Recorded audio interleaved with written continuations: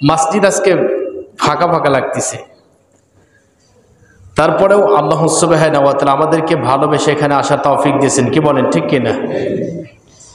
কিন্তু আল্লাহ সুবহানাহু ওয়া তাআলা কি বলেছেন যে ইয়া আইয়ুহাল্লাযীনা আমানু ইযা নুদিয়া লিস-সালাতি মিন ইয়াউমিল জুমআহ ফাসউ ইলা যিকরিল্লাহ ওয়া যারুল বাইআ।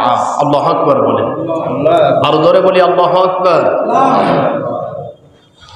আল্লাহ বলছেন যখন জুমার নামাজের জন্য কি হয়, ডাকা হয়। আজান অর্থ কি? আহ্বান করা, ডাকা। যখন জুমার নামাজের জন্য আহ্বান করা হয়, ডাকা হয়, আজান দেওয়া হয়, তখন আল্লাহ বলছেন যে দুনিয়াবি সমস্ত কাজকে বাদ রেখে ওয়াজারুল বাইআ, আল্লাহ বলছেন যে বেচা কেনা, এটার মাধ্যমে মানুষের লেনদেন বেশি হয়, তাই না? আল্লাহ বলছেন বেচা কেনা বাদ দিয়ে সব কিছুকে বন্ধ করে দিয়ে ফাসউ ইলা যিকরিল্লাহ, অর্থাৎ আমার ইবাদতে মশগুল হয়ে যাও। কার কথা? তাহলে আল্লাহ হুকুম কি করলেন? আল্লাহর অর্ডার এটা। কি বলছেন যে যখন নামাজের জন্য আজান হবে সব কিছু কি, দোকানপাট, অফিস আদালত যা আছে সব কিছুকে বাদ রেখে, স্তব্ধ রেখে, সব কাজকে বাদ রেখে আল্লাহ বলছেন ফাসউ ইলা যিকরিল্লাহ, আগে কি করো? আমার জিকির করো, অর্থাৎ সালাত আদায় করো।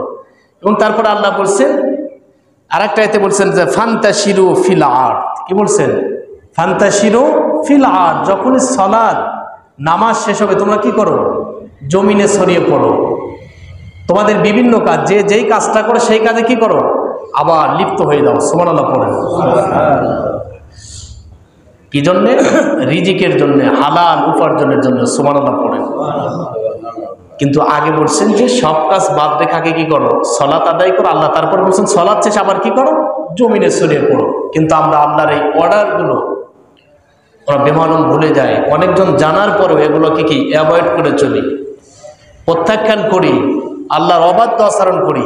কিন্তু আল্লাহ বলছেন যে আমার অবাধ্য আচরণ যতই করো সুম্মা ইলাইনা তুরজাউন, আমি তো তোমাকে ছেড়ে দিয়েছি, যতটুকু সময় তোমাকে হায়াত দিয়েছি, 70 বছর হোক, 100 বছর হোক, বা আগের জামানার মানুষগুলো 500, 700, 1000 বছর পর্যন্ত বেঁচে থাকছে পৃথিবীতে। আল্লাহ বলছেন যে যতটুকু সময় আমি দিয়েছি, তারপরে যখন সময় শেষ হবে সুম্মা ইলাইনা তুরজাউন, আমার কাছে আবার তোমাকে কি ফিরে আসতে হবে, প্রত্যাবর্তন করতে হবে। আমি তোমাকে পাঠিয়েছি, ছেড়ে দিয়েছি, এমনি তো ছেড়ে দেই নাই, আমার কাজ, আমার হুকুম পালনার্থে আমি তোমাকে ছেড়ে দিয়েছি।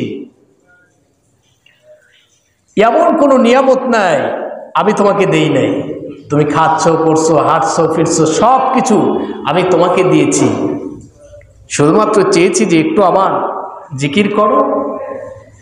জিকির অর্থ শুধু লা ইলাহা ইল্লাল্লাহ, সুবহানাল্লাহ, আলহামদুলিল্লাহ, আল্লাহু আকবার, এটা জিকির না। জিকির অর্থ আল্লাহর সমস্ত হুকুম হাকামকে মেনে চলার নামটাই কি? জিকির। বুঝতে হবে।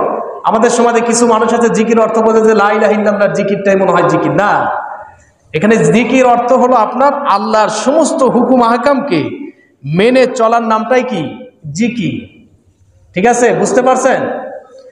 আমার ভাইরা, আল্লাহ সুবহানাহু ওয়া তাআলা কুরআনুল কারীমের সূরা বনী ইসরাঈলের যে আয়াতটা তেলাওয়াত করেছি সেখান থেকে কথা বলবো।